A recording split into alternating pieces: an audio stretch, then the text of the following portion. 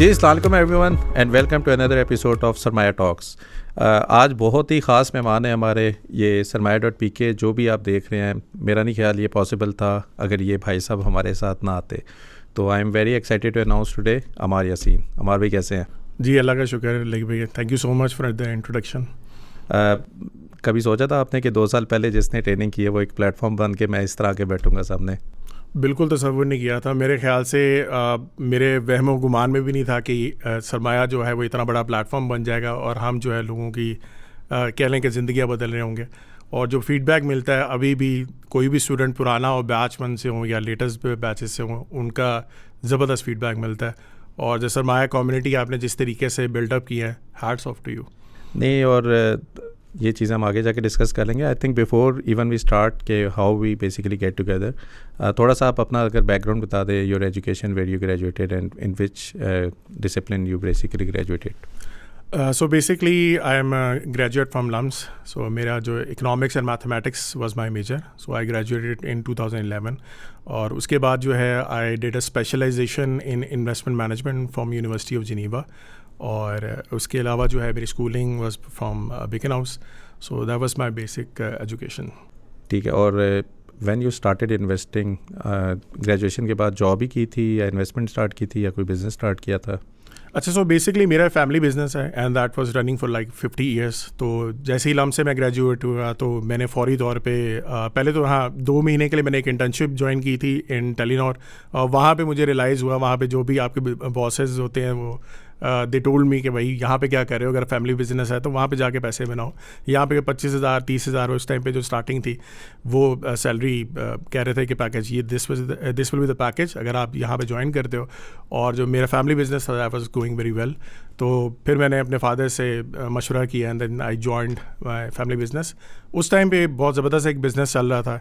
ये किस ईयर की बात कर रहे हैं? ग्रेजुएट आप कब हुए थे? आई ग्रेजुएटेड इन 2011। तो उसी टाइम पे फिर मैंने फैमिली बिजनेस भी ज्वाइन किया था। और जो ये फैमिली बिजनेस है that is not related to the capital markets. ये एक फैशन से रिलेटेड गारमेंट एसेसरीज़ का होलसेल बिजनेस था जो कि हम तकरीबन 50 ईयर्स से रन कर रहे थे। तो मैंने वहाँ इसी तरीके से उनका ज्वाइन किया फादर को। और उस टाइम पे हमारे बिज़नेस में काफ़ी ज़बरदस्त बूम चल रहा था। और सिनेरियो इस तरह का होता था जैसे अगर अभी आप देखो ना, लेडी ये जो आप औरतों की जब भी सेल लगती है, सफ़ायर की अगर आपकी सेल लग गई या निशात पे सेल लगी तो लोग धड़ाधड़ भाग रहे होते हैं, वहाँ पे सेलों के पीछे पड़े होते हैं। कुछ इस तरह का सिनेरियो हमारे बिज़नेस में भी था। तो it was a very good era for me to start कि मैं एक अच्छा बिज़नेस चल रहा था, वहीं पे मैंने ज्वाइन किया और अच्छे पैसे बनना शुरू हो गए। अच्छा, जैसे ही अच्छे पैसे बनना शुरू हो गए तो मैंने यही सोचा जो कि हर बंदा सोचता है कि यार एक्स्ट्रा कैश आ गया तो कुछ ना कुछ तो इसका करना चाहिए, पैसिव इनकम। तो बिल्कुल पैसिव इनकम की तरफ गया और आई मूव्ड ऑन टूवर्ड्स कि मैंने इन्वेस्टमेंट्स करनी है। अब इन्वेस्टमेंट, अब जाहिर सी बात है कि मुझे थोड़ा सा फाइनेंस बैकग्राउंड भी था, इकोनॉमिक्स पढ़ी हुई थी मैंने लम्स में। तो आई थॉट कि ये सबसे बेहतरीन तरीका क्या है कि मैं स्टॉक मार्केट में इन्वेस्टमेंट करूँ। तो उस टाइम पे 2011-2012 के टाइम पे मैंने काफ़ी ज़्यादा इन्वेस्टमेंट की। जो बिज़नेस से पैसे बना रहा था और अच्छी बात ये थी कि बिज़नेस भी अपना था, तो अपनी जो सेविंग्स थी वो भी मैं पैसे लगा रहा था और जो बिज़नेस की भी जो पैसे बनते थे वो भी एक्स्ट्रा पैसे मैं उसमें इन्वेस्टमेंट कर रहा था। क्योंकि देखिए ना, होना यही चाहिए कि अगर आप बिज़नेस कर रहे हो या आप एक जॉब कर रहे हो तो एक तो जॉब से आपको पैसे आ रहे हैं, एक बिज़नेस से पैसे आ रहे हैं, तो एक्स्ट्रा पैसे आप कहीं और इन्वेस्ट करोगे, वहाँ से भी आपको एक जो रिटर्न आएगा। सो बेसिक मेंटालिटी हर बंदे की, कॉमन मैन की यही होती है कि आप ज़्यादा से ज़्यादा पैसे जनरेट करो। तो मैंने यही किया। 2011-2012 में I invested in stock market और उस टाइम पे बूम चला था। जिस स्टॉक पे आप हाथ रखो वो धड़ाधड़ भाग रहा था और बड़े ज़बरदस्त इसमें रिटर्न्स होना शुरू हो गए। तो खैर ये चलता रहा सिलसिला तकरीबन 2012-13 के पीरियड तक।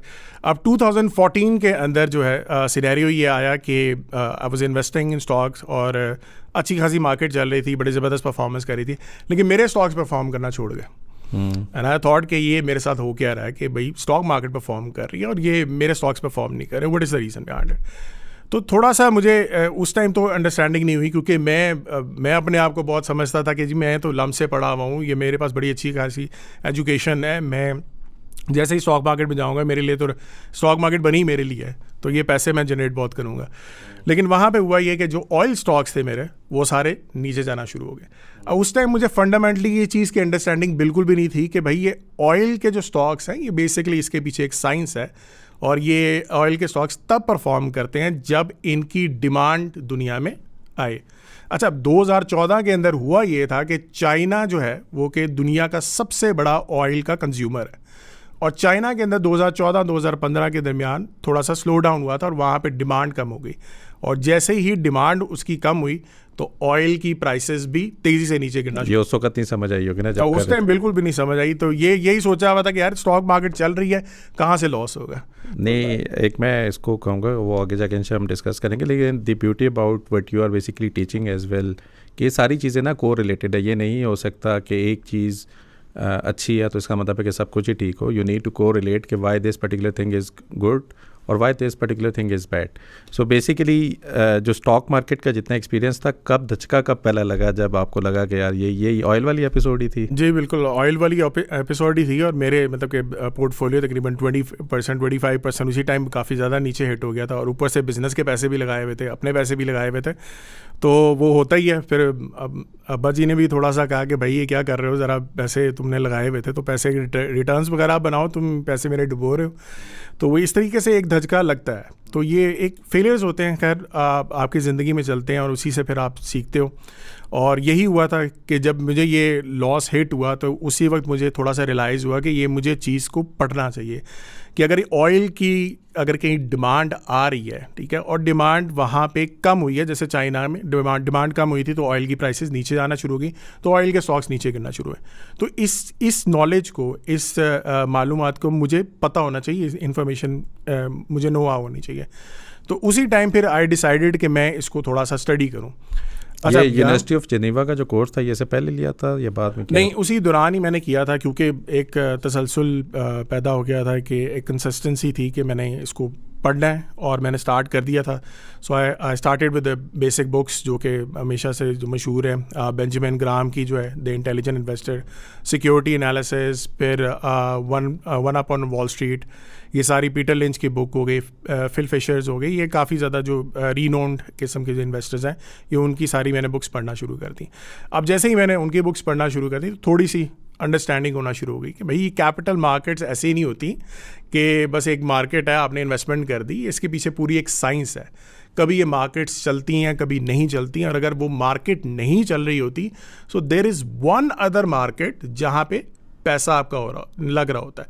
देखें, होता ये है कि जब आप पैसे कहीं पे भी लगाते हैं ना, तो वो मार्केट्स परफॉर्म ज़रूर करती हैं, लेकिन अगर वो मार्केट नहीं परफॉर्म कर रही तो इसका मतलब है कि वो पैसा वहाँ पे नहीं लग रहा, वो किसी और जगह पे जा रहा है। स्मार्ट मनी, बिल्कुल स्मार्ट मनी जो कॉन्सेप्ट है, बेसिकली हमारे जो लेक्चर्स के अंदर मैं पहले बताता भी हूँ कि आप you should follow the smart money या फिर इंस्टीट्यूशनल इन्वेस्टर्स। सो ये बेसिकली थोड़ी सी मुझे अंडरस्टैंडिंग वहाँ पे होना शुरू हो गई। अच्छा, मैं अब इतनी बुक्स पढ़ चुका हुआ था, and then I did this investment management का जो स्पेशलाइजेशन है उसी दौरान ही तो मेरे पास वो सारी चीज़ें दोबारा से रिपीट होना शुरू किया। अगर कोई मैं नई बुक पढ़ता था तो मुझे लगता था कि ये तो मैंने चीज़ पढ़ी हुई है पहले से। सो आई न्यू कि भाई ये चीज़ अब मैंने काफ़ी हद तक अब क्लियर हो गया है मार्केट, लेकिन अब स्टॉक्स को पिक कैसे करूँ, ठीक है, चीज़ तो समझ आ गई, इतना टाइम ही नहीं है। तो ये कब की बात कर रहे हैं आप? ये तकरीबन मैं 2015-2016 की ही बात कर रहा हूँ। सो उस टाइम पे फिर आई थॉट कि अब स्टॉक्स तो पढ़ लिए, ये तो पता लग गया कि कंपनी के फंडामेंटल्स क्या होते हैं, या कंपनी को देखना किस तरीके से होता है, इकोनॉमी क्या होती है। अगर इकोनॉमी के अगर रिस्क ऑफ मार्केट चल रही है, भी खैर मैं रिस्क ऑफ के बारे में भी बता देता हूँ, लेकिन रिस्क ऑफ मार्केट अगर चल रही है तो आपकी स्टॉक मार्केट नहीं चलेगी। ये सारी इन्फॉर्मेशन तो समझ आ गई थी, लेकिन स्टॉक को पढ़ने के लिए टाइम नहीं था, ठीक है। अब जब आपके पास टाइम ना हो तो आप कुछ ना कुछ सोचते हो कि यार कोई ऐसी चीज़ मिल जाए जहाँ से टिप ही मिल जाए ब्रोकर से। खैर आपको पता है कि पाकिस्तान में ब्रोकर अगर टिप भी देते हैं तो स्टॉक वो उल्टे ही जाते हैं। लेकिन यहाँ पे ये सीन था कि अगर मुझे था कि मेरी अंडरस्टैंडिंग तो हो गई है, तो मुझे एक ऐसी चीज़ चाहिए जो कि मुझे स्टॉक्स पिक करके दे दे। तो मैंने ये सोचा कि मैं अपने लिए एक एल्गोरिदम बनाऊँ, और एल्गोरिदम क्या करेगा, जो चीज़ें मैंने सीखी हैं वो फंडामेंटली अगर उस चीज़ के अंदर वो कंपनी पास करती है तो वो मुझे एक स्कोर दे देगा। सो ये एक मैंने मॉडल बनाना शुरू किया, और ये अच्छा ड्यूरिंग दिस मैं घर की कंस्ट्रक्शन भी मैंने स्टार्ट की थी।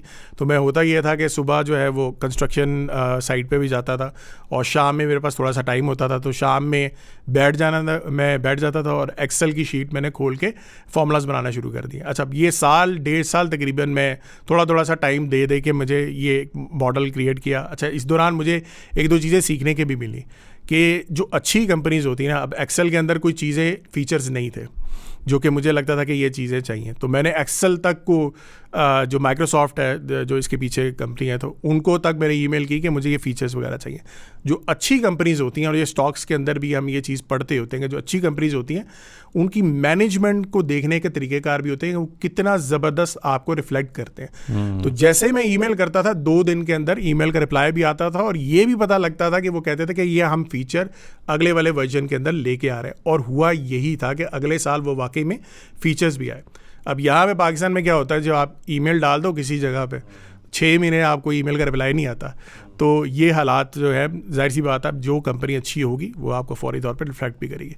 खैर, अब वो एल्गोरिदम मैंने बनाना शुरू कर दिया, और जैसे ही वो मेरे पास एल्गोरिदम आया और उसका रिज़ल्ट मेरे पास आना शुरू हो गए, I started applying it to stocks. अब स्टॉक्स जो हैं वो जो मेरा एल्गोरिदम मुझे स्टॉक बताता था, I started investing in that, और उससे क्या हुआ कि मेरे रिटर्न्स बनना शुरू हो गए, अच्छे रिटर्न्स थोड़ा सा आना शुरू हो गए। अब समझ आ गई कि भाई जो अच्छी फंडामेंटल कंपनीज़ हैं यही मेरे सामने हैं इन्वेस्टमेंट के लिए। अब वो सिलसिला नहीं है जो वहाँ पे ऑयल की मुझे समझ नहीं आ रही, या बाकी जो है कंपनीज़ उनके रिटर्न्स जो फंडामेंटल्स हैं वो कैसे परफॉर्म कर रहे हैं। अब हर चीज़ को क्लियरिफाई हो गया। अच्छा, अब यहाँ पे सीन ये भी हुआ कि मुझे ऐसा लगा कि अगर ये एल्गोरिदम या ये प्रॉब्लम मेरे साथ आ रही है तो इसका मतलब है कि दुनिया के हर बंदे को ये प्रॉब्लम आती होगी, ठीक है। तो आई थॉट कि ये जो एल्गोरिदम है इसको मैं थोड़ा सा आगे एक कंपनी बना के इसको मैं आगे लेके चलूँ। सो अच्छा, यहाँ पे ये तकरीबन 2 साल में आगे जा रहा हूँ, 2018-2019 के अंदर। तो मैं लम्स जो है NIC लम्स इंक्यूबेशन सेंटर, वहाँ पे जाके मैंने आइडिया पिच किया, and they really liked it. तो 350 आइडियाज़ थे उस टाइम पे, और 25 आइडियाज़ सिलेक्ट हुए थे, उनमें से दिस वाज द वन। तो फिर मैंने वहाँ पे मुझे थोड़ा सा आइडिया हुआ कि जी वहाँ पे इन्वेस्टर्स किस तरीके से इन्वेस्टमेंट करते हैं, स्टार्टअप्स क्या होते हैं, स्टार्टअप में किस तरीके से इक्विटी डिसाइड होती है, एंड ऑल दिस थिंग। खैर, वो चलता रहा सिलसिला। तो उसी वक्त जो है एक जो कोविड का हमारा टाइम आ गया, तो उस टाइम पे हर चीज़ बंद हो गई। यहाँ पे फिर मैंने डिसाइड किया कि यार मैं अब घर तो बैठ नहीं सकता, क्योंकि बिज़नेस बंद है, आपको पता है लॉकडाउन लगे हुए थे।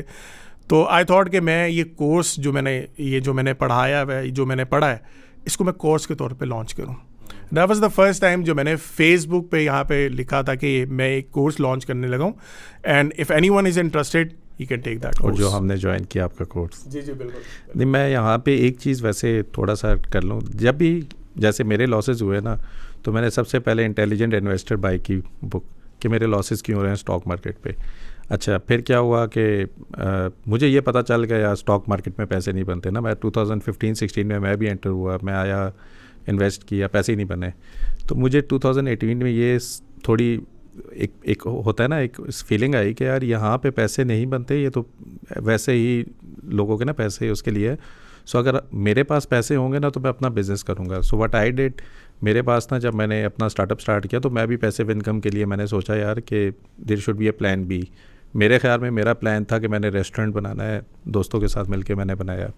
Some how that particular idea failed miserably. यानी कि वो बात है ना जो अब आप कोर्सेज में भी करते हैं, कोर्स में जब हम डिस्कस कर रहे होते हैं कि इन्फ्लेशन का इम्पैक्ट क्या होता है, वो स्टॉक मार्केट का तो इम्पैक्ट हमें समझ आ जाता है ना, वो आप चार्ट पे देखते हो। लेकिन एक्चुअली जो फिजिकल बिजनेसेस हैं, जो स्मॉल बिजनेसेस, जो अभी आजकल के टाइम पे भी जब इन्फ्लेशन इतनी ऊपर है, we can not even imagine what they are going through. यानी कि जितना उनकी डिमांड कम होती है, वो तो मैंने खुद विटनेस किया है। हमने आई थिंक जनवरी जब 2018-19 में इसी तरह का इन्वायरमेंट था कि IMF के पास जाना है कि नहीं जाना, इन्फ्लेशन पीक आउट कर रही है, करंट अकाउंट डेफिसिट है, ये जो मोटी मोटी चीज़ें आप हम सबको रट गई हैं, पिछले 5 साल में इतनी दफ़ा सुन ली हमने।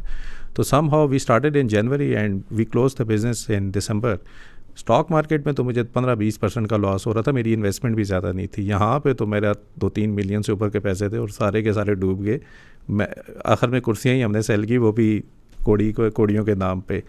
तो जब मैंने आपका कोर्स देखा था ना, तो मैंने इसलिए नहीं ज्वाइन किया था कि मेरे स्टॉक मार्केट में पैसे नहीं बन रहे। और I think the reason why I joined was कि मैं एक स्टार्टअप चला रहा हूँ और मुझे यही नहीं पता कि मेरी कंपनी की स्टेटमेंट्स क्या होती हैं, income statement, balance sheet, cash flows अभी भी किसी को नहीं पता जो इन्वेस्ट कर रहा होता है। बिज़नेस भी जो कर रहे हैं उनको भी नहीं idea. So the main purpose और द मेन जो मेरा एक मोटिव था ना कि यार मैं एक स्टार्टअप को एग्जीक्यूट कर रहा हूँ और मुझे अपने फाइनेंशियल्स को समझने की सलाहियत ही नहीं है. But the time I joined your training and the way it was structured, Midway में मैं आपको फॉलो नहीं कर सका because by Midway I was sure कि मैं क्या बनाने जा रहा हूँ. तो जिस तरीके से आपने कहा ना कि म्यूचुअल फंड किस तरह बेस्ट देखते हैं, इकॉनमी को आपने कैसे देखना है, और अगेन मैं यही बात करूँगा, ये इकॉनमी वाला फैक्टर हर कोई नहीं जज कर सकता जब वो लॉसेस कर रहा होता है. तो मैंने जब वो किया ना तो बिलीव में इतना बड़ा इम्पैक्ट था मेरी लाइफ में, मैं बता नहीं सकता कि in value terms how beneficial it was. ये सरमाया पीके जो आप देख रहे हैं साथ प्रॉफिट भी बनाया हुआ है. मैंने क्या किया उसके अराउंड भी एक छोटी सी स्टोरी मैं बता दूं कि मेरे पास ना जब स्टार्टअप में एक जगह लॉस कर बैठा, गाड़ी वाली स्टोरी है, गाड़ी वाली, तो मेरे पास ना एक ऑप्शन थी कि यार मैंने पैसे जमा किए हुए थे, होंडा सिविक थी, मैं नाम भी ले लेता हूँ, तो मेरे पास ना थोड़े पैसे कम थे, तो मैंने एवेंसियन का स्टॉक अच्छी खासी क्वांटिटी में लिए, और जब मैंने गाड़ी लेनी थी ना तो मेरे पास तकरीबन उससे ज़्यादा ही पैसे थे. लेकिन जब मैंने आपका कोर्स लिया ना then I was basically in a position to decide कि मैंने करना क्या. और ये अगेन मैं कोई हंच पे नहीं कर रहा था, मैं बड़ा एजुकेटेड तरीके से ये डिसीजन लिया. क्यों लिया? एक तो मैं एक स्टार्टअप रन कर रहा हूँ जिसमें मुझे कैपिटल की रिक्वायरमेंट होती है, और मुझे ये पता था ये कैपिटल जो मैं गाड़ी फुल फ्लेज में दे कर ले लूँगा तो यही कैपिटल कल मुझे यूज़ हो सकता है कि मैंने लोगों की सैलरीज़ देनी है. ठीक है, तो मैंने एक डिसीजन ये लिया कि यार ये गाड़ी मैं फुल पेमेंट पे नहीं ले रहा, मैं 10-20% के ऊपर इस्लामिक लोन के ऊपर गाड़ी उठा लेता हूँ, and rest of the money is invested in the company Avanceon in the stock market. मज़े की बात, उस वक्त कंपनी की प्राइस जब मैंने ली थी तो 32 रुपये की थी. अच्छा, मुझे क्या पता था, कोविड से पहले फरवरी के अंदर गाड़ी मैंने की, मार्च के अंदर कोविड आ गया और सब मार्केट्स बंद, सब कुछ बंद, और स्टॉक मार्केट एकदम क्रैश होगी. वही जो पहले 32 से 40 पे गया था स्टॉक, वो फिर 32 पे आया, फिर वो 28 पे गया. फिर तो पहले क्या होता था ना, पहले इन्फॉर्मेशन नहीं थी, नॉलेज नहीं थी, कंपनी की स्टेटमेंट नहीं देखी, कंपनी का पता ही नहीं है कि बिज़नेस क्या कर रही है, बस एक नंबर गेम थी, AVN है तो ये 30 पे अच्छी है, 40 पे भेज दो और 30 पे ले लो. इस दफ़ा क्योंकि थोड़ा सा स्टडी किया हुआ था, एनालिसिस किया हुआ था, और पता था कि कंपनी कंपैरेटिवली उस वक्त ऑटोमेशन IT बेस्ड उसमें और बड़ी उसमें जा रही थी. So what I did, I basically जब वो 21 पे गया ना तो मेरा माइंड सेट यही था कि यार ये कंपनी अभी फॉर एग्जांपल अगर मैंने 32,000 की ली थी तो अब मुझे 11,000 सस्ती पे मिल रही है. तो मैं गया, मैंने जाके 5,000 शेयर्स और ले लिए. जो कंपनी की प्राइस ली फिर नीचे गिरी 20 रुपये, 19 रुपये, 18, जो ही 16.5 रुपये की हुई तो मैंने 5,000 का ऑर्डर रोल लगा लिया. यार ये अभी तो मैंने फॉर एग्जांपल 21,000 की ली थी 1,000 शेयर, ये तो 16,000 के 5,000 और सस्ते हो गए. अच्छा, बाय द टाइम ना मैंने, और ये मैं सबको भी ये कहूँगा कि आपके पास हमेशा कैश होना चाहिए टू बेसिकली कैश सा सॉर्ट ऑफ अपॉर्चुनिटी. तो बाय द टाइम वो 16.5 हुई, मैंने ये भी नियत की हुई थी कि ये 15-14 पे आएगी तो मैं और लूँगा. ठीक है, लेकिन क्या हुआ 16.5 पे जिस दिन पे मैंने परचेज़ किया था, आपको चार्ट पे भी नज़र नहीं आएगा कि ये 16.5 पे भी गई थी कोविड के अंदर. उधर से ही इसने रिकवरी ली है. उस दिन इसने क्लोज, एवेंसियन क्लोज हुआ 19 पे, विद इन 3 वीक्स वो दोबारा 33 पे था. विद इन 4 मंथ्स वो कंपनी 55 पे मुझे, और ये अल्लाह की तरफ से भी था कि मुझे उस वक्त पैसे की ज़रूरत भी नहीं थी. बाय द वे मुझे 5 महीने बाद ज़रूरत पड़ी. जब मैंने ज़रूरत पड़ी ना, फिर मैंने ये नहीं देखा कि इस पर प्रॉफिट क्या चल रहा है, जितनी मुझे ज़रूरत थी ना मैंने उतने जाके शेयर सेल किए. अच्छा, अगर मैं उसका पीक देखूँ ना वो 142 पर भी गया है. कहाँ पे मैंने 16 रुपये की ली थी, कहाँ पे 142. अच्छा, मैंने ना, मैं अभी भी बता दूं क्योंकि ये स्टोरी मैंने पहले भी बताई हुई है, मैंने अभी तक सेल नहीं किए. आप ये समझ लेगा अगर मैंने 100 शेयर्स लिए थे, मैंने 60 इसीलिए सेल किए थे क्योंकि 60 की ज़रूरत थी मुझे अपनी इस प्रोडक्ट की डेवलपमेंट में, और मेजर मेरी कॉस्ट थी ही प्रोडक्ट डेवलपमेंट. मैंने 40 अभी तक रखे हैं. जो 60 मैंने सेल किया है ना वो भी 120-30 रुपये के किए. अगर मैं उस तरीके से करूँ तो मेरे पास जो 40 रहते हैं ना उसकी कॉस्ट कोई नहीं है मेरी. ठीक है, अब अगर कोई मुझे कहे जी 140 से 60 पे आ गया तो आपने तो लॉस किया. मेरा लॉस है ही नहीं वैसे उस लिहाज से, क्योंकि मैं एसेट को डिफरेंट तरीके से देखता हूँ. और ये जितना कुछ मैंने एक्सपीरियंस किया ना, ये आपके कोर्स की वजह से इनेबलमेंट हुई है. और लोगों को ये समझ नहीं आती मैंने ना एक चीज़, जब से मैंने अपना स्टार्टअप स्टार्ट किया था, यहाँ पे मैं ऐड इन कर दूं, 140 से जो 60 आया वो बोनस शेयर्स देने के बाद, बोनस शेयर्स के बाद आया, वो एक अलग स्टोरी है। और वो जो मैंने अगर 1000 शेयर लिए थे ना, वो बाय द वे 2200 शेयर्स हो गए, क्योंकि उन्होंने 120% ज़्यादा बोनस शेयर दिए। तो अभी भी अगर उसकी रियल टर्म्स में देखो तो 120-30 ऊपर का ही होगा जो मैंने जो ली हुई थी। यहाँ पे ना एक इम्पॉर्टेंस लोगों को बताने के लिए, क्योंकि मैंने ना ये काफ़ी देर बाद रियलाइज़ किया, हमारी कंपनीज़ में तो हमें ना सॉर्ट ऑफ पेड ट्रेनिंग्स पे भेजते थे। ऑब्वियसली पेड, क्योंकि अपनी जेब से नहीं जाता था ना, तो इंटरेस्ट भी नहीं होता था। जाते थे होटल में, खाना खाते थे, नींद भी आती थी, वापस आ जाते थे और एक हाज़री लग जाती थी। लेकिन जिस तरह आपका भी पेड कोर्स था, मैंने लिया उसको, ठीक है, मैंने एक और एनालिसिस था वो भी लिया, मैंने डिजिटल मार्केटिंग का कोर्स लिया, मैंने फाइनेंशियल मॉडलिंग का एक और कोर्स लिया, मैंने एक दो कोर्सेज़ और लिए फेसबुक मार्केटिंग पे। अब ये सारी वो चीज़ें थी जो जिसने मुझे हेल्प किया है अपने स्टार्टअप को इधर तक लाने के लिए। और एक चीज़ जो मुझे समझ आई है ना कि यूट्यूब, सारे कहते हैं कि YouTube is a good platform, और है भी, उसमें कोई मसला नहीं है, लेकिन यूट्यूब में ना वो गाइडेंस मेंटरिंग है ही नहीं। आपका कोई प्रॉब्लम है, एक भाई साहब डिजिटल मार्केटिंग अच्छा कर रहे हैं, मैंने कब से उनको 3 मैसेजेस किए हैं, किसी ने भी रिप्लाई की नहीं। और इवन हमारी यूट्यूब के ऊपर भी लोग मैसेजेस करते हैं, हमारे पास टाइम ही नहीं उसको रिप्लाई करने का, ठीक है। जो स्पीडअप है ना, वो स्पीडअप आपको एक पेड मेंटर ही दे सकता है, जिस डेडिकेशन से आप ये समझे, जो आपकी 4-5 साल की मेहनत होगी ना, वो मुझे 4 महीने में आपने दे दी, या अभी हमने ट्रिम करके 3 महीने में दे दिया। तो मैं सिर्फ इसमें आपको कॉम्प्लीमेंट करना चाहूँगा और थैंक यू भी करना चाहूँगा कि जो इम्पैक्ट आपके कोर्स का मेरी लाइफ पे था, और मैं अगर कहूँ कि ये जो सारा सेटअप हुआ है, इसमें वो कोर्स बहुत इंपॉर्टेंट था to basically transform my own mentality. Stock market में ना बड़ा ईजी काम है, और मैं अगेन दूसरी भी कहूँ कि लॉसेस को तो लोग बर्दाश्त कर देते हैं, प्रॉफिट को बर्दाश्त करना सबसे मुश्किल काम है स्टॉक मार्केट के अंदर, and that could only be possible if you have got the right knowledge. बिल्कुल सही, बिल्कुल सही। सो यहाँ पे मैं एक दो चीज़ें मैं सिर्फ पॉइंट्स ऐड करूँगा। एक तो नंबर 1 जो आपने स्किल बेस्ड बात की है ना, ये स्किल्स को लर्न करना इस टाइम दुनिया की सबसे ज़्यादा इंपॉर्टेंट चीज़ काउंट हो रही है, ठीक है। इवन के जो बड़ी बड़ी कंपनीज आपकी एप्पल होगी, माइक्रोसॉफ्ट होगी, जब वो बंदों को हायर भी करती हैं तो they are not looking just as कि डिग्री क्या है, वो साथ में ये भी देख रहे हैं कि इसके साथ स्किल्स क्या क्या है, ठीक है। सिंगापुर की मैं छोटी सी एग्जांपल मैं इसमें ऐड करूँगा। सिंगापुर बहुत तेज़ी से ग्रो किया था 1960s के बाद। वन ऑफ द पॉलिसीज़ जो कि आप भी मेंशन कर रहे हैं, स्किल्स की बात कर रहे हैं, वन ऑफ द पॉलिसीज़ जो उनके जो प्राइम मिनिस्टर ने वहाँ पे इम्प्लीमेंट की थी, विच वाज कि किसी भी कंपनी में अगर आप काम कर रहे हो तो वो company is liable to give you 10, जो आपकी सैलरी होगी ना उसमें से 10% जो है आपकी स्किल लर्निंग के ऊपर पैसे खर्च किए जाएंगे। And this was made a necessity.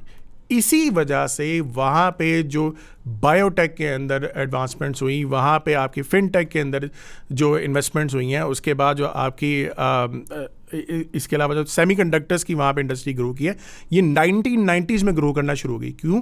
क्योंकि लोग जो हैं वो स्किल बेस हो गए थे, और जब स्किल बेस हो जाए तो पूरी दुनिया की इन्वेस्टमेंट्स वहाँ पे जाना शुरू हो जाती हैं। So this is what happened in Singapore. अब आप आए हुए हैं ना, तो मैं चाह रहा हूँ कि लोगों को आपके आने का बेनिफिट भी हो। एक आपने इकोनॉमिक साइकिल ना ड्यूरिंग द कोर्स डिसाइड किया था। जब से हम मार्केट में आए हैं ना, मेरे ख्याल में जब से मैं ये प्रोडक्ट डेवलप भी कर रहा हूँ, तो ज़्यादातर मैंने मार्केट को गिरते ही देखा है। एंड द रीज़न कि मैं इस मार्केट में अभी भी थोड़े बहुत प्रॉफिटेबल हूँ, वो इस वजह से हूँ कि वो मैंने इकोनॉमिक साइकिल को सही तरह समझा है। तो अगर आप थोड़ा सा ब्रीफली इकोनॉमिक साइकिल का बता दें, which can help others as well. बिल्कुल। सो बेसिकली मेरे ख्याल से ये हर इंसान को इसका इकोनॉमी साइकिल का पता होना चाहिए। ये साइकिल जो है that is called economy cycle. अच्छा, इससे पहले ना आपको स्ट्रक्चर को थोड़ा सा समझने की कोशिश करनी चाहिए कि जो इकोनॉमी पॉलिसीज़ आ रही होती हैं कहाँ से आ रही होती हैं, और जो उसकी बेस पे जो आपकी कैपिटल मार्केट्स होती हैं, जिसके अंदर 2 डिफरेंट किस्म की मार्केट्स होती हैं, एक रिस्क ऑफ होती है और रिस्क ऑन मार्केट होती है, ये किस तरीके से मूव करती हैं। तो रिस्क ऑन ये तो मैं भी बता देता हूँ, लेकिन जो स्ट्रक्चर है उसमें सबसे ऊपर जो पॉलिसीज़ होती हैं वो डिसाइड करती है गवर्नमेंट या स्टेट बैंक ऑफ पाकिस्तान, ठीक है। तो दोनों मिलके भी पॉलिसीज़ को इम्प्लीमेंट भी करती हैं। अच्छा, यहाँ पे दुनिया भर के जितने भी सेंट्रल बैंक्स होते हैं उनका एक ऑब्जेक्टिव होता है कि उन्होंने ये बताना होता है कि हमारे ये ऑब्जेक्टिव में क्या क्या चीज़ शामिल है, जो कि मेजॉरिटी ऑफ द केसेस ये होता है कि हमने इन्फ्लेशन को, महंगाई को कंट्रोल करना है और अनएम्प्लॉयमेंट नहीं होने देनी, ठीक है। जैसे कि अमेरिका के जो सेंट्रल बैंक है, federal reserve bank of America, उसका ऑब्जेक्टिव ये है कि हमने अपनी इन्फ्लेशन को 2% तक रखना है। अगर वो 2% से इन्फ्लेशन महंगाई बढ़ना शुरू हो जाए तो फिर सेंट्रल बैंक आके उसको कंट्रोल करने की कोशिश करता है। आप स्टेट बैंक की एग्जांपल दें, लोगों को ना बाहर की एग्जांपल पे थोड़ा वो हो जाएगा। बिल्कुल, मैं स्टेट बैंक ऑफ पाकिस्तान की भी बात करने लगा था। स्टेट बैंक ऑफ पाकिस्तान का जो ऑब्जेक्टिव है वो बेसिकली ऑब्जेक्टिव ये है कि हमने जो अपनी इन्फ्लेशन है, महंगाई को 5 से 7% तक रखना है। So this is their target. अच्छा, अब इससे ऊपर जाती जाएगी ना तो सेंट्रल बैंक क्या करेगा, उसको किसी तरीके से रोकने की कोशिश करेगा। लेकिन अगर यही आपकी इन्फ्लेशन, महंगाई 5 से 7% तक रहेगी तो वो उसमें कोई मुदाखलत नहीं करेगा, उसको एज इट इज़ रहने देगा। अच्छा, अब यहाँ पे समझना ये ज़रूरी होता है कि 5 से 7% आपकी महंगाई को रखना, यानी कि टारगेट रखना, इससे क्या हो रहा है, इससे आपकी इकॉनमी ग्रो करती है। क्यों इकॉनमी क्यों ग्रो करती है? कि महंगाई किसी ना किसी चीज़ से आ रही है। लेट्स सपोज कि आप सब्जी की दुकान है आपकी और आप प्याज बेच रहे हो या आलू बेच रहे हो, ठीक है। आपने एक साल जो है वो 100 रुपये का बेचा, आलू जो है 100 रुपये के बेचे, और अगले साल जो है वो आपने 110 रुपये के बेचे। तो 10 रुपये जो आपने बढ़ाए हैं पैसे, वो इन्फ्लेशन में भी काउंट होंगे और आपकी ग्रोथ में भी काउंट होंगे। इसी तरीके से जब आप ग्रो करते जाते हो तो आपका बिजनेस भी ग्रो करता है, ठीक है। एक जगह सेंट्रल बैंक, स्टेट बैंक क्या कर रहा है, आपको ये भी कह रहा है कि हम इन्फ्लेशन को कायम रखेंगे।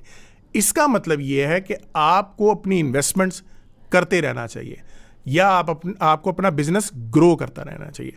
अच्छा, अब जब यहाँ पे बिजनेस ग्रो करते हैं तो फिर क्या होता है कि आपके पास पैसे ज़्यादा आ जाते हैं।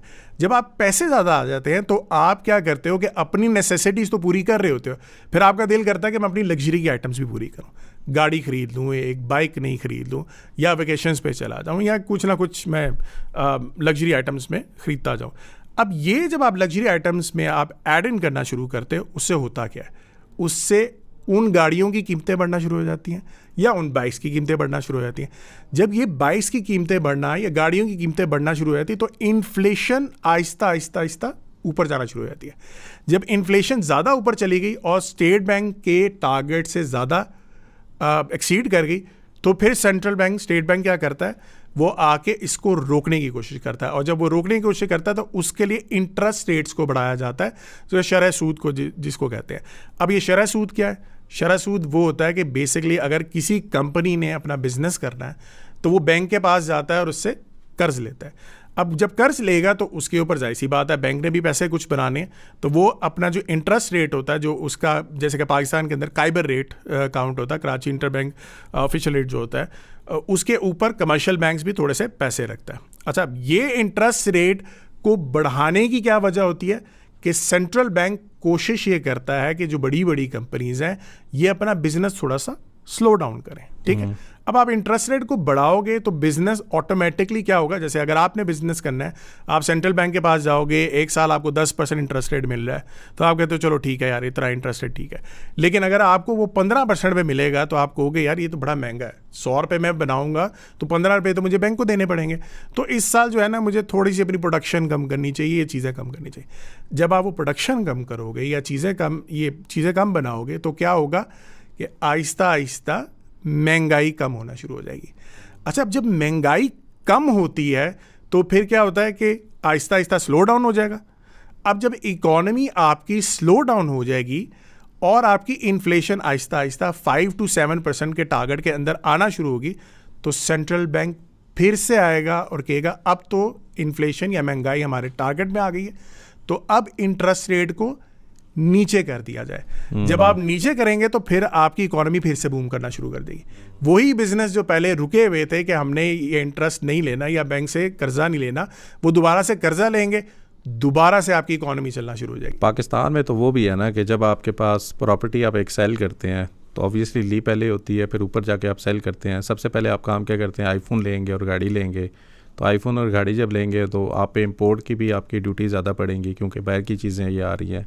तो वो जो करंट अकाउंट डेफिसिट और जो उसका नहीं होता तो उसका भी इम्पैक्ट आ जाता है कि किस तरह एक एसेट क्लास में ज़्यादातर लोगों की वजह से जब उसमें से वो जाकर लग्जरी आइटम पे जाते हैं तो उसका इम्पैक्ट आपकी महंगाई पे भी पड़ता है क्योंकि ज़्यादातर आइटम आपके बाहर से ही आ रहे होते हैं और at the end of the day आपके रिजर्व पे उसका इम्पैक्ट पड़ता है। बेहतरीन। अच्छा वैसे हाँ, यहाँ पर तो ना हर रोज़ न्यूज़ चैनल के ऊपर ना इसको बड़ा नेगेटिव लिया जाता है कि इंटरेस्ट रेट बढ़ा रहे हैं, बढ़ाई जा रहे हैं, तो उसका क्या है, एक तो चलो समझ आती ना अपने इन्फ्लेशन और उसको करना है, लेकिन एक एग्जांपल आपने ट्रेनिंग के अंदर भी थी जिसमें जब आपने जापान की बात की थी कि जब गवर्नमेंट ने नहीं बढ़ाए थे तो उसका इम्पैक्ट क्या हुआ था, अगर आप वो थोड़ा सा रिपीट करें, बड़ा इंटरेस्टिंग स्टोरी थी वैसे वो। अच्छा, सो बेसिकली ये इकोनॉमी साइकिल अगर आपको क्लियरिफाई हो गया तो ये दुनिया के हर इकोनॉमी के साथ ऐसे ही होता है। दुनिया की कोई भी गवर्नमेंट ये नहीं चाहती कि उसका जो मुल्क के जो सिटीज़न है वो सफ़र करें, ठीक है। तो इस वजह से वो कोशिश ये करते हैं कि इन्फ्लेशन, महंगाई को कम रखा जाए और अनएम्प्लॉयमेंट को कंट्रोल में किया जाए। अब जापान में ये हुआ था कि 1980s के अंदर बहुत तेज़ी से बूम हो रहा था, तो और ये जापान जो था ना वो उस टाइम का वेगस कहलाता था कि पूरी दुनिया के जितने भी लोग होते थे वहाँ पे जाके एंजॉय करते थे और लग्जरी लाइफ जीते थे। अब वहाँ पे क्या हुआ कि आपकी जो स्टॉक मार्केट है या आपकी जो कैपिटल मार्केट्स है वो गेन करना शुरू हो गए, क्योंकि बिजनेस एक्टिविटी स्टार्ट हो गई। जब बिजनेस एक्टिविटी स्टार्ट हुई तो स्टॉक्स उसके बड़ी तेज़ी से ऊपर जाना शुरू हो गए। अच्छा, वहाँ पे जो सेंट्रल बैंक ने ये बहुत बड़ी एक गलती की कि जो इन्फ्लेशन बढ़ना शुरू हुई थी उसको रोका नहीं। उन्होंने सोचा कि यार बिजनेस एक्टिविटी हो रही है तो बिजनेस एक्टिविटी होनी चाहिए, लेकिन बिजनेस एक्टिविटी जब आपके पीक पे चली जाए और अगर आप उसको ना रोको तो फिर आगे डिज़ास्टर ही होता है। उसकी वजह यह है कि जब एक टाइम पे डिमांड आहिस्ता आहिस्ता कम हो जाएगी। जाहिर सी बात है, आप एक सब्जी बेच रहे हो, आप 100 रुपये से 110 बेचोगे, 120 बेचोगे, 200 तक तो नहीं ना आप सीधा लेके जाओगे। जब 200 तक लेके जाओगे तो लोग भी आपसे खरीदना कम करेंगे, कहेंगे यार ये वाली सब्जी नहीं, कुछ और खरीद लो, फल खरीद लो या इस तरह की चीज़ कर लो। तो आपको वो स्लो डाउन थोड़ा बहुत कम करना पड़ेगा। यही जापान के साथ हुआ था। सेंट्रल बैंक ने इंटरेस्ट रेट नहीं बढ़ाए और जब उनको बढ़ाने पड़े तो उस टाइम तक मार्केट्स इतनी ऊपर चली गई थी कि वो क्रैश कर गई। एक आपने वैसे कंपैरिजन दिया था कि जापान की जो प्रॉपर्टी है वो कितने की थी और उसके अगेंस्ट कैलिफोर्निया में आप कितनी चीज़ ले सकते हो। आई थिंक वो मैं मिस वो कर रहा हूँ। वो बेसिकली ये थी कि अगर रेट्स वहाँ पे हाउसिंग मार्केट्स के इतने ज़्यादा ऊपर चले हो गए थे कि कैलिफोर्निया के जो गोल्फ कोर्स था वो वहाँ उतनी कीमत का था जितना जापान में एक स्टूडियो अपार्टमेंट था। ये ड्यूरिंग द इन्फ्लेशन जब पीक आउट हो गए थे या जब पीक हो रहे थे? नहीं, पीक हो रहे थे ना उस टाइम पे। ये उस टाइम पे ये कहा जाता कि ये रेट्स थे। अच्छा, वहाँ से 1987 से मार्केट जो जापान के नीचे गिरना शुरू हुई थी, 30 साल हो चुके हैं, अभी तक उस मार्केट का टॉप ब्रेक नहीं हुआ। तो ये होता है डिज़ास्टर। ये 1987 से जो आपकी स्टॉक मार्केट गिरना शुरू हुई थी, अगले 10 साल जो थे, 10 से 15 साल, that is called the lost decade, क्योंकि हर चीज़ आपकी इतनी सस्ती होना शुरू हो गई थी, प्राइसेस नीचे गिरना शुरू हो गई थी। अच्छा, अब यहाँ पे ये भी मसला होता है, हम पाकिस्तान में महंगाई को रोकते हैं कि जी महंगाई बढ़ गई है, ये मसला हो गया। महंगाई से ज़्यादा बुरा ये होता है कि आपकी डिफ्लेशन कहते हैं इसको, कि आपकी प्राइसेस नीचे आना शुरू हो जाए। जब आपकी प्राइसेस नीचे आएंगे तो आप जैसे अगर कारोबार करेंगे और आप 100 रुपये की आइटम एक लेते हैं और आपको कल को वो 95 की बेचनी पड़ती है, फिर हम 95 की खरीदारी करें, फिर आपको 90 रुपीज़ की बेचनी पड़े, तो आप तो सफ़र करेंगे। आप कहेंगे यार ये किधर मैं फंस गया हूँ, मैं तो लॉस पे लॉस करी जा रहा हूँ। तो यही चीज़ जापान के साथ अगले 15 साल हुई। किस वजह से? कि सेंट्रल बैंक ने सिर्फ इंटरेस्ट रेट टाइम पे नीचे नहीं किए। और आप जो बात कर रहे हैं कि आपने एवेंसियोन के अंदर पैसे बनाए थे, वो कब बनाए थे? कोविड हुआ, अब देखा कि बिजनेस स्लो डाउन हुआ है, इंटरेस्ट रेट पहले से बढ़ाए हुए थे, ठीक, पीटीआई ने आते साथ ही इंटरेस्ट रेट बढ़ाए हुए थे। अब वहाँ पे पीटीआई को भी लगा, तो तरीके साहब को लगा कि भाई ये तो मसला है कि अगर बिजनेस एक्टिविटी ना चली तो मसला हो जाएगा। तो उन्होंने इंटरेस्ट रेट को नीचे किया। आपने इकोनॉमी साइकिल पढ़ी हुई, आपको समझ आ गई कि भाई एवेंसियोन नीचे भी गया ना, और ख़रीद लो। और वहीं से जब वो मार्केट्स ऊपर गई, बिल्कुल वी शेप, बिल्कुल बहुत तेज़ी से, और दुनिया भर में मार्केट ऐसे ही हुई। क्योंकि दुनिया भर में देखें, जब आपकी इकोनॉमी साइकिल चलती है, सिर्फ एक कंट्री की नहीं चलती, अक्सर बाकी दुनिया के जितने भी ममालिक होते हैं सेम ही अपनी इकोनॉमी साइकिल को मूव कर रहे होते हैं, ठीक है। अगर अमेरिका में इकोनॉमी साइकिल कॉन्ट्रैक्ट होगी या एक्सपैंड करेंगे आप, तो बाकी दुनिया में भी इसी तरीके के एक्सपैंड कर रहे होंगे। एक्सपेंशन होगी तो बिजनेस एक्टिविटी होगी, बिजनेस एक्टिविटी होगी तो आपके स्टॉक मार्केट्स ऊपर जाएंगी। So this is what happened with Japan. और अभी ये रिसेंटली जो न्यूज़ पे हम बहुत ज़्यादा अपने आप को कंपेयर कर रहे थे श्रीलंका, हम पाकिस्तान पे बिल्कुल एंड पे आते हैं, how you will basically analyse जो श्रीलंका में रिसेंट सिचुएशन हुई थी? मैं तो अभी भी मार्केट की कंडीशंस जो देख रहा था, दो कि हम डिफ़ॉल्ट अभी तक नहीं हुए हैं और हम बाय द वे जब रिकॉर्ड कर रहे हैं हम IMF से ऑलरेडी एक बेल आउट ले चुके हैं, लेकिन अगर जब हम बिफोर IMF वाली न्यूज़ से भी हम पहले देखें तो अप्रॉक्सीमेटली हम 4 के PE के अराउंड थे और श्रीलंका जब डिफ़ॉल्ट कर चुका था वो 4.5 से 5, यानी वो उस वक़्त भी हमसे बहुत बेहतर था। दो के हमारे अपने इकोनॉमिक और पॉलिटिकल मसले अपनी जगह पे थे, लेकिन how you will analyse Sri Lanka के जब वहाँ पे डिफ़ॉल्ट हुआ, क्यों हुआ, और जब हुआ तो उसका मार्केट पे क्या इम्पैक्ट था? अच्छा, तो सबसे पहले तो ये समझने की ज़रूरत है कि डिफ़ॉल्ट होता क्या है। डिफ़ॉल्ट बेसिकली ये होता है कि कोई भी आप कंट्री जो है उसने कोई पेमेंट अदा करनी हो या किसी का कर्ज अदा करना हो तो वो ना कर पाए। लेट्स सपोज कि अगर आप एक दुकानदार हैं और आपने 10 लोगों से पैसे लिए हैं, ठीक है, अब उसमें से अगर आप एक की भी कीमत नहीं अदा करते या पैसे नहीं अदा करेंगे तो आप डिफ़ॉल्ट हो जाएंगे। अब वहाँ पे अगर आप डिफ़ॉल्ट करोगे तो बाकी के जो 9 इन्वेस्टर्स होंगे आपको पैसे नहीं देंगे, ठीक है, आपका कॉन्फिडेंस मार्केट में हिट जाएगा, आप जो है वो थोड़ा सा देखेंगे कि ये मुझे पैसे नहीं मिल रहे, ठीक है, और आपके जो है मुल्क के हालात थोड़े से ख़राब हो सकते हैं। श्रीलंका में यही हुआ था कि श्रीलंका IMF के जो एग्रीमेंट था उसके अंदर, मतलब प्रोग्राम के अंदर शामिल था 2016 से लेके 2019 तक। अच्छा, अब 2016 के अंदर जब IMF के अंदर प्रोग्राम में वो शामिल हुआ तो उस टाइम पे जो श्रीलंका के रिजर्व्स थे तकरीबन $7.6 बिलियन थे। आहिस्ता आहिस्ता जब हुआ क्या कि 2019 के बाद से आपके जब IMF का एग्रीमेंट ख़त्म हुआ उसके बाद श्रीलंका की जो नए न्यू इलेक्शंस हुए उसके बाद they started to give subsidies to the people. और जब आप सब्सिडीज़ दोगे तो आपने अपनी तरफ से तो पैसे खर्च करने हैं। अच्छा, ये हुआ कि फौरी तौर पे कोविड आ गया। अब श्रीलंका की पूरी इकॉनमी चलती है टूरिज़्म के ऊपर, टूरिज़्म तो बंद हो गया और ऊपर से आपने खर्चे कर दिए, तो आपके जो रिजर्व्स थे $7.6 बिलियन से वो गिरते गिरते $1.6 बिलियन पे आ गए और आपको डिफ़ॉल्ट करना पड़ा। अच्छा, जब डिफ़ॉल्ट आप करते हो ना तो आपकी क्योंकि एतमाद ख़त्म हो जाता है इन्वेस्टर्स का, तो आपकी मुल्क की जो करेंसी होती है वो एकदम से डीवैल्यू हो जाती है, ठीक है, उसमें कोई इन्वेस्टमेंट नहीं करना चाहता, उसमें इस तरह की मतलब ये नहीं होल्ड नहीं करना चाहता। तो ये श्रीलंका के साथ भी ऐसा हुआ कि उसकी करेंसी डीवैल्यू हो गई। हमारी भी हुई ना वैसे फिर बाद में। हाँ बिल्कुल, भी हमारी भी इसी तरीके से हुई थी। लेकिन श्रीलंका की जब आप करेंसी डीवैल्यू होगी ना, इसका मतलब ये होता है कि आपके रुपये के अगेंस्ट कोई ना कोई चीज़ महंगी हो रही है, ठीक है, either that can be real estate, either that can be your capital market या स्टॉक मार्केट। स्टॉक मार्केट उनकी थोड़ी सी नीचे गिरी, लेकिन क्या हुआ कि जब IMF की एग्रीमेंट हो गई आपकी तो उसके बाद फौरी तौर पे पैसे जब उनको मिले तो जो स्टॉक मार्केट है वो started to recover.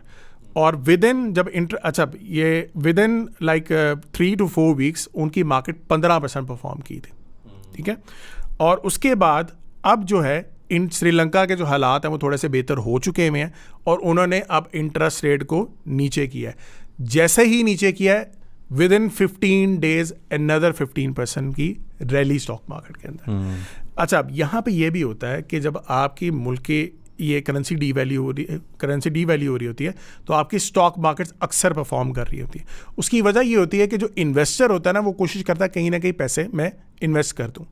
Same happen with Argentina, same happen with Ukraine, same happen with Lebanon, और श्रीलंका के साथ भी यही हुआ था। अभी भी आप जाके देखेंगे उनकी स्टॉक मार्केट परफॉर्म कर रही है।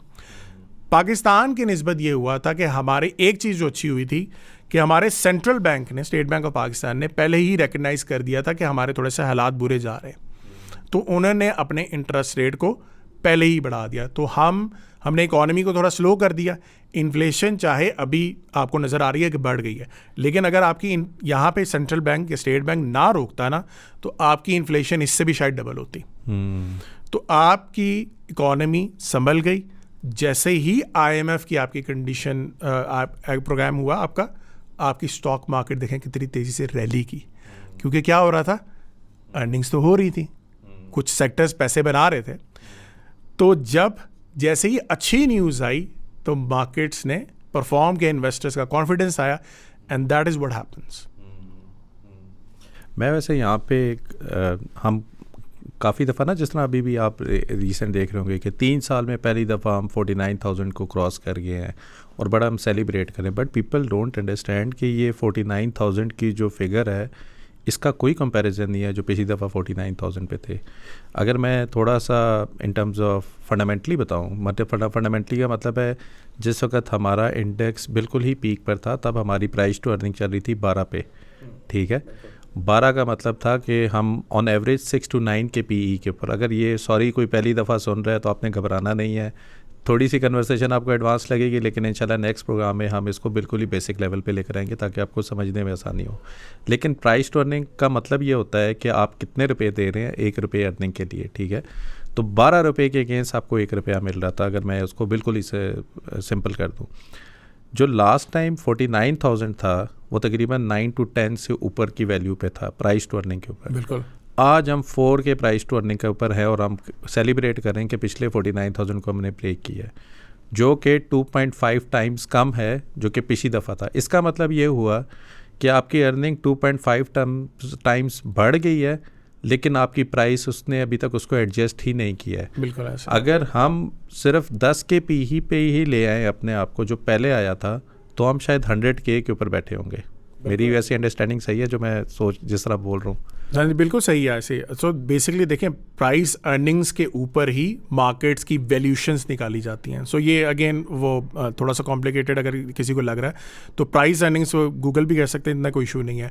लेकिन जब प्राइस अर्निंग्स आपकी इतनी ज़बरदस्त रेट्स पे आए तो आपकी परफॉर्मेंस बहुत ज़बरदस्त होती है। अच्छा, अब ये यहाँ पे हम कल परसों भी एक रिपोर्ट देख रहे थे, अगर आपको याद हो, कि अगर प्राइस अर्निंग पाकिस्तान की वो 0 से 5 के दरमियान जो सबसे नीचे वाला जो पोर्शन होता है, अगर उस प्राइस अर्निंग्स में आ जाए तो एवरेज रिटर्न जो होता है पाकिस्तान का अगले एक साल के वो तकरीबन 40% के पास होता है, ठीक है। And this is huge. देखिए, जब मार्केट्स ने नीचे जाना है तो जो आपकी स्टॉक मार्केट के अंदर कंपनीज लिस्टेड हैं उन्होंने तो शटर नहीं ना बंद की है अपने, वो तो कारोबार कर रहे हैं। और अगर इन्फ्लेशन हो रही है, महंगाई हो रही है, तो वो कहीं ना कहीं से आ रही है। तो वो जो कंपनीज हैं वो भी तो अपने रेट्स बढ़ाएंगी। जब अपने रेट्स बढ़ाएंगे तो उनकी सेल बढ़ेगी, सेल बढ़ेगी तो उनका प्रॉफिट भी बढ़ेगा, क्योंकि प्रॉफिट के बगैर तो कारोबार हो नहीं सकता ना। और जब प्रॉफिट बढ़ेगा तो वही आपकी अर्निंग्स में शो हो रहा है, ठीक है। अर्निंग्स आपकी बढ़ रही हैं, स्टॉक मार्केट आपके पिछले 1-1.5 साल से नीचे आ रही थी। इसका क्या मतलब हुआ कि आपको इन्वेस्टमेंट करनी चाहिए थी। और चाहे आप उसको थोड़ा सा इस तरह देख लें कि उस टाइम पे जो सेक्टर सबसे ज़्यादा अच्छे परफॉर्म कर रहे हैं आप उसमें इन्वेस्टमेंट कर लें। फॉर एग्जांपल कि अगर आपके ऑयल के रेट्स ऊपर जा रहे हैं, ठीक है, आपको पता है कि भाई महंगाई हो रही है और तेल की कीमतें ऊपर जा रही हैं, तो ऑयल को बेचने वाली भी तो कोई कंपनीज हो सकती हैं। यहाँ पे मैं पाकिस्तान ऑयल फील्ड की एग्जांपल दूंगा, POL की। तो POL ने क्या किया था, उसके ऑयल की प्राइसेस इंटरनेशनली ऊपर जा रही हैं और डॉलर टर्म्स पे आपको प्राइसिंग भी इसी तरीके से निकालनी होती है, क्योंकि अच्छा ये कंपनीज, एक्सप्लोरेशन कंपनीज का ये क्राइटेरिया ये होता है कि उन्होंने जो इंटरनेशनल रेट्स चल रहे होते हैं उसी के बेस पे प्राइसिंग निकालनी होती है। अब POL पैसे भी बना रहा है, ठीक है, और अर्निंग्स भी ग्रो कर रहा है। अब जब उसके पास ज़्यादा अर्निंग्स आ गई तो उसने वही अर्निंग्स अपने म्यूचुअल फंड्स में भी लगाना शुरू कर दी और T-बिल्स जो आपके ट्रेजरी बिल्स होते हैं या फिक्स इनकम्स होते हैं उधर भी लगाना शुरू कर दी, ठीक है, और वहाँ से भी रिटर्न आ रहा है। स्टॉक मार्केट आपके पिछले 1.5 साल, अभी जो IMF से पहले की मैं बात कर रहा हूँ, 16% नेगेटिव थी, लेकिन POL वाज +35% आफ्टर डिविडेंड्स। तो क्या हो रहा है कि अगर आप ये भी चीज़ रिकग्नाइज कर लो कि कौन सा सेक्टर बेहतर परफॉर्म कर सकता है, तो आप एवर ग्रो कर सकते हो पैसे।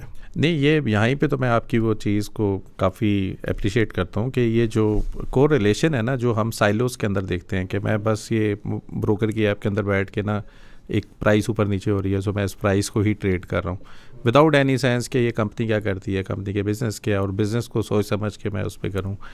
The good thing about that the whole course जिस तरह आपने डिज़ाइन किया हुआ ना, यू कम फ्रॉम ए बिल्कुल नॉन फाइनेंशियल वे में आप आके ना बिल्कुल बेसिक समझाते हो, ठीक है, और फिर आप ना फंड मैनेजर्स को स्टडी कराते हो कि फंड मैनेजर्स ने फॉर एग्जांपल हाई इन्फ्लेशन के वक्त किस सेक्टर्स में एक्सपोजर लिया, लो जब इन्फ्लेशन थी या इंटरेस्ट रेट कम थे किस सेक्टर में लिया, और आप अभी किस पर्टिकुलर रीजन के अंदर आइडेंटिफाई करो और वो कर रहे हो। तो अब जिस तरह फॉर एग्जांपल ड्यूरिंग कोविड में क्यों एमेंसियन के ऊपर था और क्या शायद मैंने कोई और कंपनी ली होती तो मुझे लॉस हुआ होता, लेकिन एटलीस्ट ये सेंस होना कि एक डॉलर इनकम वाली कंपनी है, तो उसने इवेंचुअली, उसको कोई मसला नहीं है, उसने इवेंचुअली ग्रो करना ही है. सो आई रियली थिंक कि वो चीज़ ना काफ़ी हेल्प की इन टर्म्स ऑफ कि जो प्रैक्टिकल मार्केट्स में ना आपने अपना एक्सपीरियंस कैसे रखना है. ठीक है. एक यहाँ पे ना मैं थोड़ा सा डिस्कशन को थोड़ा लेके जाना चाहूँगा कि प्रॉपर्टी की जो इन्वेस्टमेंट है ना पाकिस्तान में, सम हाउ पीपल थिंक कि एक ना हेवनली इन्वेस्टमेंट है कि भाई लॉस तो हो ही नहीं सकता, बस इन्वेस्ट कर दो, 5 साल बाद कीमत ऊपर ही ऊपर होनी है, तो आपको क्या टेंशन है, अभी लेकर रख दो. और people somehow still are not able to understand जो अनप्रेडिक्टिविटी और एक किस्म का ना डेड एसेट है वो किसी भी इकॉनमी के उसके लिए. तो how you basically see property की इन्वेस्टमेंट जो जनरली हम पाकिस्तान में यही कर रहे होते हैं. बिल्कुल ऐसे ये IMF की एक कंडीशन भी इस दफ़ा आई थी कि आपने प्रॉपर्टी के ऊपर जो है ना ये भी टैक्सेस वगैरह लगाएं, टैक्स नेट जो है आप थोड़ा सा बढ़ाएं. और ये दुनिया भर में तकरीबन ऐसे ही होता है. टोटल पाकिस्तान का जितना टैक्स कलेक्ट होता है ना प्रॉपर्टी का, इससे ज़्यादा इंडिया के गोवा के अंदर, गोवा सिटी का जो है ना, उससे ज़्यादा टैक्स इकट्ठा होता है. अच्छा, अब यहाँ पे लोग ये समझते हैं कि जी प्रॉपर्टी से पैसे बहुत ज़्यादा बनाए जाते हैं. रिसेंटली एक मेरे स्टूडेंट ने एक एनालिसिस किया और कंपैरिजन किया एवेंसियन को ये बैरिया टाउन के एक 5 मरले के, जो बैरिया टाउन कराची के 5 मरले के प्लॉट के साथ. तो 2014 के अंदर ही व्हाट ही डिड वाज कि उसने ये देखा कि अगर मैं 2014 के अंदर एक प्लॉट के अंदर इंस्टॉलमेंट्स करके पैसे में उसमें जनरेट करता, तो 10 लाख रुपए अगर उसने डाले होते तो तकरीबन वो आपके 50 लाख रुपए बनते हैं. ठीक है.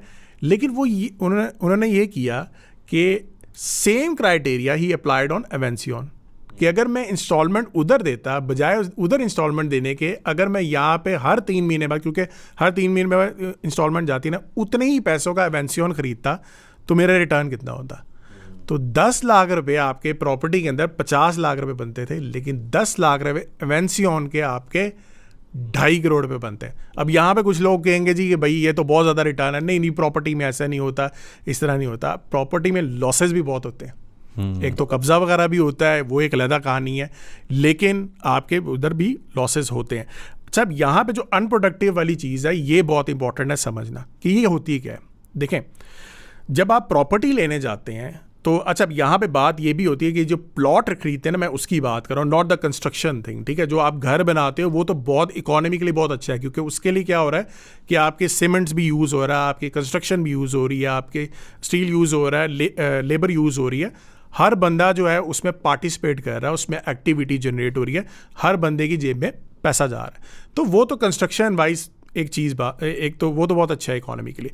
लेकिन जो हम बात करते हैं पाकिस्तान के अंदर जो बहुत ज़्यादा इन्वेस्टमेंट होती है वो प्लॉट्स में होती है, इसको प्लॉटिस्तान भी कहते हैं. अच्छा, प्लॉट के अंदर इन्वेस्टमेंट क्या हो रही है कि एक अमीर बंदा जो है, क्योंकि अमीर ही अफोर्ड करता है प्लॉट्स जो है, वो प्लॉट खरीदता है एक और अमीर बंदे से.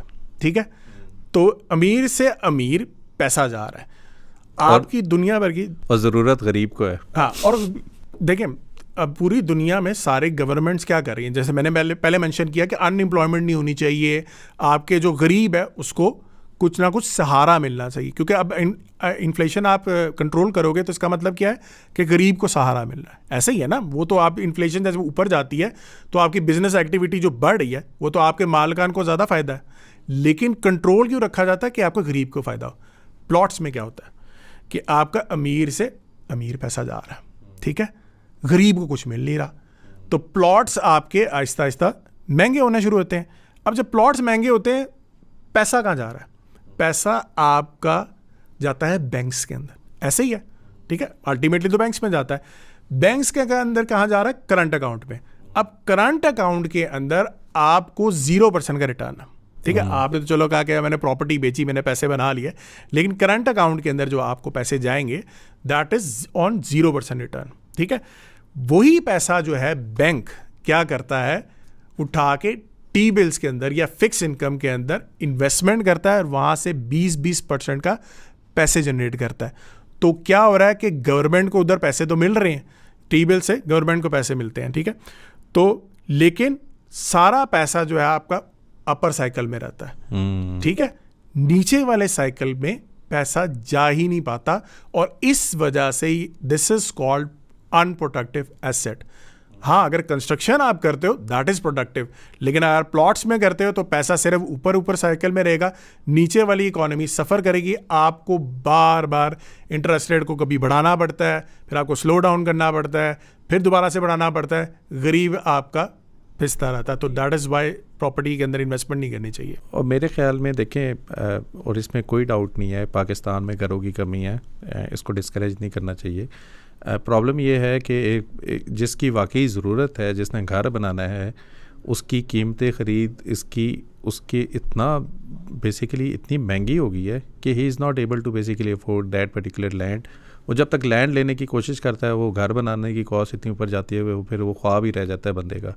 जो अमीर बंदा है उसको पता है कि इसकी डिमांड तो है, ठीक है, वो पहले ही उसके ऊपर परचेज़ करके रख लेता है। और वो सारे, मैं अगेन करूँ, जिनके पास पैसे हैं वो एक दूसरे से ले करना ऐसी जगह पे रेट्स ले आए हैं जहाँ पे मुझे लगता है कि बेचारा गरीब ही सफ़र कर रहा है, बिकॉज ज़रूरत एक्चुअली उसकी है। जिसके पहले ही 3 घर हैं उसको चौथा प्लॉट लेने की क्या समझ आती है। बिल्कुल।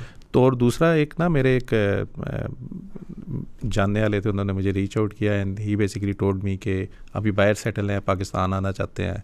तो ही टोल्ड मी कि मेरा ना 2-3 मेरे फिज़िकल एसेट्स हैं और आप मुझे गाइड करो कि मैं क्या करूं। मैंने कहा क्या एसेट्स हैं?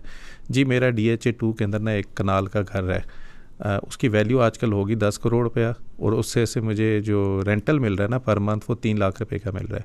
सो एक वो है, एक मेरे फिज़िकल करेंसीज़ हैं, कुछ मेरी ये हैं, कुछ मैंने कहा यार ये are you basically satisfied with the rental income जो आपको मिल रही है? This is not even 0.3% of the dividend yield. Dividend yield क्या होता है कि कितने परसेंटेज आपको 100 रुपये के ऊपर इनकम मिल रही होती है। स्टॉक मार्केट के अंदर सिर्फ मैं हब्को को देखूँ ना, वो 30% से ऊपर का डिविडेंड यील्ड है। इसका मतलब ये है कि जितने की आपकी प्रॉपर्टी विद लैंड है, if you even sell the whole land and just invest 10% of the total, जो कि 10 करोड़ का करोड़ रुपया भी नहीं बनता, तो you are getting I think 100 time more dividend than a rental income from a home, ठीक है। और ये समझना बहुत ज़रूरी है लोगों को। शायद एक पैसिव इनकम में सिर्फ यही समझ आता है कि एक प्लॉट लेकर उस पर घर बना लो, घर से रेंटल इनकम आता रहेगा, चलती फिरती कंपनी आपको उससे ज़्यादा रिटर्न दे रही हैं, उसकी अप्रिसिएशन ऑफ कॉस्ट डिफरेंट चीज़ है, ठीक है। तो ये जो डिविडेंड यील्ड जो कंपनीज बेसिकली दे रही हैं, चलती फिरती कंपनीज हैं, what is your basically take on these? लोगों को किस तरह इनको देखना चाहिए in terms of passive income as well? अच्छा, हम सबसे पहले ना थोड़ा सा एक कन्फ्यूजन में आ जाते हैं जब हम देखते हैं कि स्टॉक मार्केट जो है ना वो नीचे जा रही है। देखिए, स्टॉक मार्केट जो होती है ना वो KSE 100 कहलाती है। सो KSE 100 का मतलब है कि टॉप 100 कंपनीज बाय एक उनका जो shares outstanding free float methodology होती है कि कितने नंबर ऑफ शेयर्स हैं उसके हिसाब से। लेकिन जो साइज़ वाइज अगर कॉमन मैन को अगर समझने की ज़रूरत है कि सबसे बड़ी जो टॉप 100 कंपनीज होती हैं वो KSE 100 में शामिल होती हैं। तो उसमें हो ये रहा होता है, अगर आपके इंडेक्स थोड़ा सा नीचे आ रहा होता है तो बड़ी बड़ी कंपनी जो KSE 100 के ऊपर वेटेज जिसका ज़्यादा होता है उसकी वजह से वो इम्पैक्ट आ रहा होता है। लेकिन दैट डजंट मीन कि वहाँ पे सारी कंपनीज आपकी परफॉर्म नहीं कर रही। आपकी वो कंपनीज लाजमी परफॉर्म कर रही होती हैं जो कि उसके फेवर में इस टाइम फंडामेंटल्स हों। जैसे मैंने POL की एग्जांपल दी, -16% मार्केट परफॉर्म कर रही थी, लेकिन +35% POL ने दिया। अच्छा, अब यहाँ पे होता क्या है कि risk of and risk on की बात एक रह गई थी, तो मैं वो भी ऐड इन कर देता हूँ कि जब मार्केट्स नहीं परफॉर्म कर रही होती ना तो रिस्क ऑफ मार्केट्स परफॉर्म कर रही होती है। रिस्क ऑफ की क्या डेफिनेशन आप किस तरह कहते हैं? सो रिस्क ऑफ बेसिकली ये होता है कि एक फिक्स इनकम होती है जहाँ पे, यानी कि ट्रेजरी बिल्स कहलाते हैं। सो ट्रेजरी बिल्स क्या होते हैं कि गवर्नमेंट को अगर पैसों की ज़रूरत पड़ती है कि उसने पैसे ले के कोई प्रोजेक्ट्स वगैरह करने होते हैं, तो वो क्या करती है कि प्राइमरी मार्केट में जाती है, यानी कि बड़ी बड़ी इंस्टीट्यूशनल इन्वेस्टर के पास जाती है और उनसे कहती है कि जी मैं ये T बिल्स आपको दे रहा हूँ, तो इस पे ऊपर आप मुझे पैसे दे दो। आप जो मुझे पैसे देंगे मैं उसके ऊपर एक रिटर्न दूंगा, ठीक है। अगर लेट्स सपोज आपने 100 रुपीज़ इन्वेस्टमेंट किया तो वो कहेगा कि मैं आपको इस टाइम पे 10 रुपीज़ दे सकता हूँ। सो इस टाइम फिक्स इनकम का रिटर्न कितना हुआ? 10% हुआ। अब ये रिटर्न अगर आपका ऊपर चला जाए, लेट्स सपोज 15% चला जाए या 20% चला जाए, तो स्टॉक मार्केट आपकी परफॉर्म नहीं करती। क्या वजह है? कि इंस्टीट्यूशनल इन्वेस्टर्स इस तरीके से देखते हैं कि स्टॉक मार्केट का पिछले 20 साल के अंदर रिटर्न क्या रहा है। लेट्स सपोज वो 20% पर ईयर रहा है, और अगर आपके फिक्स इनकम भी 20% आजकल दे रहे हो तो क्या होगा कि आपका जितना स्मार्ट मनी होगा वो फिक्स इनकम के अंदर यानी रिस्क ऑफ वाली साइड पे पैसे लगाना शुरू कर देगा। अच्छा, अब यही चीज़ मैंने क्या किया था, आपको ये अगर याद होगा, सितंबर 2021 में हमने एक आपस में फर्स्ट इंट्रोडक्शन जब हमने हुआ था तब मैंने बात की थी कि स्टॉक मार्केट अब परफॉर्म नहीं करेगी, मसले आ रहे हैं इंटरनेशनल इकोनॉमी के अंदर, कॉन्ट्रैक्शनरी पॉलिसी आ रही है। सो कॉन्ट्रैक्शनरी पॉलिसी वही है कि जो स्लो डाउन करना है इकोनॉमीज़ को, तो पाकिस्तान के अंदर इसके असरात आएंगे। तो उस टाइम पे क्या हुआ, स्टॉक मार्केट नीचे जा रही थी। हमारे जो स्टूडेंट्स हैं उनको सबको मैंने क्या कहा था कि आप अपने जो पोर्टफोलियो है वो थोड़ा सा टी बिल्स पे रख लें, ठीक है।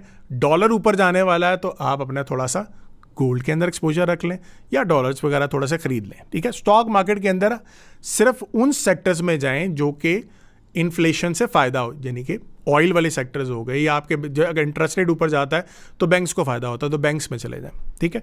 अब यहाँ पे रिटर्न्स आप देखें, वही स्टूडेंट जो हमारे बैच 1 में थे उनके रिटर्न्स 40 to 50% अब हो चुके हुए हैं आफ्टर 2 years।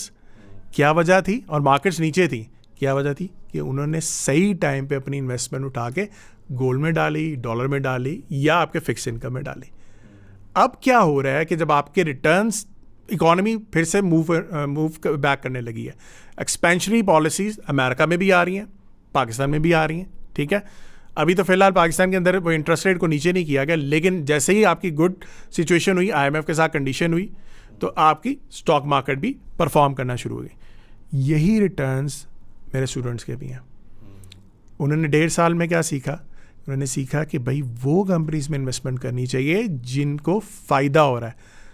खिज़र भाई की मैं एग्जांपल लूँगा, तो खिज़र भाई ने पिछले दिनों अमेरिका के स्टॉक्स का भी रिटर्न्स दिखाए थे, 85% इन 1 year, ठीक है। ताहिर भाई हैं बैच 3 में, ठीक है, 40% इन 6 months, ठीक है। अभी पाकिस्तान में आप देख लें, जिन्होंने मिज़ान बैंक खरीदा 50%, आई थिंक 55% तो अभी IMF के बाद रिटर्न हो गया सबके पोर्टफोलियो में। अच्छा, मैं अगेन लोग थोड़ा, क्योंकि ये तो स्टूडेंट को तो समझ आ जाए कि हम क्या कर रहे हैं। हम करते क्या हैं बेसिकली ड्यूरिंग द ट्रेडिंग, हमने हर एक को ना $1 million का एक डमी पोर्टफोलियो दिया हुआ है, और हम हिस्ट्री को समझ के करंट के अंदर रहकर हमने अपने पोर्टफोलियो की एलोकेशन क्या करनी है, जो आप सीख रहे हैं उसको हम लोगों को कहते हैं आप उसी तरह इन्वेस्ट करें। एंड बाय द टाइम, और ये पहले ना थ्योरेटिकल था, जब मैंने आपसे कोर्स लिया था तब तो सारा PDF और एक्सेल बेस्ड था। अब मेरा ख्याल में 90% of the course is around Sarmaya और PK लोन। तो हम क्या कहते हैं कि अपनी ही वर्चुअल पोर्टफोलियो के अंदर लोगों को बताते हैं कि आपने पैसे कैसे बना रहे हैं, और मुझे लगता है कि उसका इम्पैक्ट ही डिफरेंट है। जो मैं चीज़ें थ्योरेटिकली पहले आपसे सीख रहा था, और जब अब लोग प्रैक्टिकली उसको इम्प्लीमेंट करें, दो it's a virtual currency, but at least they can see कि यार ये प्राइस मूवमेंट पे प्राइस ऊपर जा रही है, नीचे जा रही है, स्ट्रेटजी क्या होनी चाहिए, लोकेशन क्या होनी चाहिए, किस पर्टिकुलर कंपनी में हमने इन्वेस्ट करना कि नहीं करना।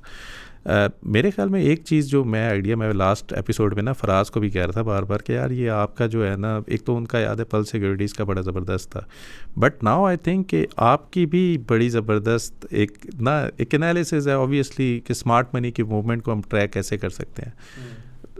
वाई, अगर हम एक ऐसा शो कोई तरतीब दे सकते, मैं तो फराज को भी कोशिश करूँ, मेरे ख्याल में the show should be between you and Faraz, where you basically look into the fundamental side and Faraz look into the technical side, और I can basically pay for that episode as well। जो मुझे लगता है कि जो मैं हर एक को कहता हूँ कि this is a killer combination, कि if you understand which is a good company and if you understand at what is the good time to buy and what is the good time to sell, और आपको क्या चाहिए ना, आप अपना काम करें, आप जिस काम पे आप करें उसकी स्किल की डेवलपमेंट करें, उस पर और पैसे कमाएं, पैसे को इन्वेस्ट कहाँ पे करना है, किस तरह करना है, ये पैसिव इनकम है जिस तरीके से हमने डिज़ाइन किया वो आपको हेल्प करेगा।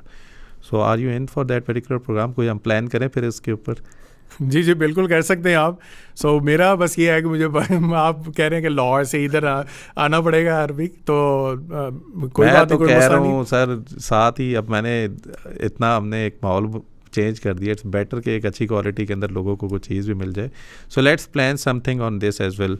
आई think we are already cross approximately 1 hour as well. मैं अनाउंसमेंट एक कर दूँ, आई थिंक आपका कोर्स हमने अभी लॉन्च भी कर दिया है। If anyone is interested, this is a 2 week refund policy. बहुत ही कम रिफ़ंड्स की हमारे पास आती हैं, because by 2 weeks we are confident कि एक ऐसी चीज़ है जो आपकी ज़िंदगी चेंज कर सकता है।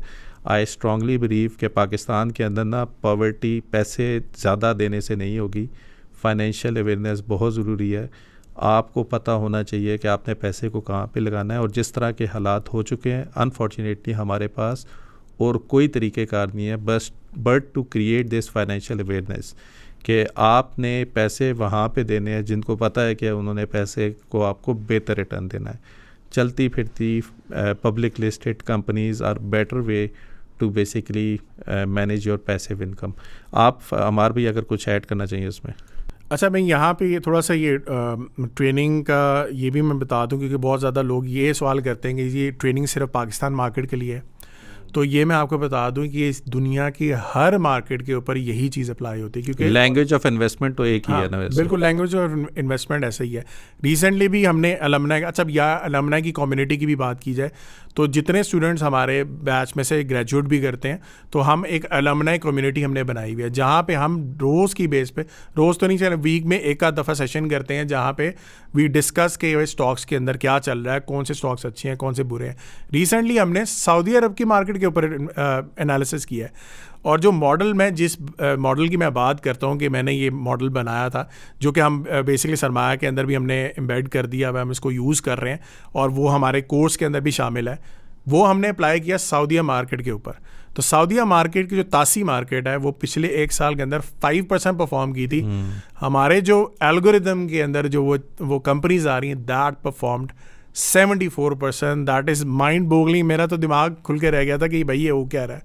तो क्योंकि होता क्या है कि देखें, अच्छी अच्छी कंपनीज हमने पिक करनी होती है।